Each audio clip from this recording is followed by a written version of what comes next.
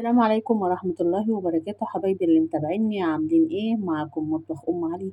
احنا النهارده هنعمل طريقة عمل الصوبيا باللبن الميدو ومعانا الكريم شانتيه. كريم شانتيه وصوبيا، ومعانا اللبن الميدو. ليه كريم شانتيه بيودي الصوبيا في حتة تانية خالص يا جماعة، مش قادرة اقول لكم على الطعم، بيبقى حلو قوي وخطير.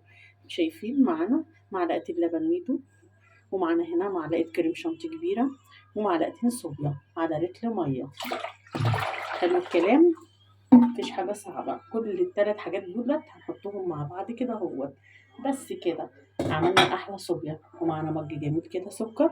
الله بقى على السكر يا جماعة، اليومين دولت بقى احنا بقى شغالين في السكر، الله ينور. بسم الله ما شاء الله، حاجات باللي رقنا كده على الصيام، كل سنة وانتم طيبين. وهندوب بقى ندوب، عايزة تضربوه في الخلاط عادي مفيش مشكلة، بس أنا بضربها كده يدوي عادي، وبجيب المضرب اليدوي بقى وبعبيها في الإزاز. عملت الصوبيا في ثانية خلاص. هنستخدم المضرب معانا اليدوي كده. يا سلام يا سلام يا ام علي، حبة صوبيا زي العسل بصراحة جميل. على فكرة الخلاط هيريحك برضه، يعني الخلاط هيبقى أسرع معاكي.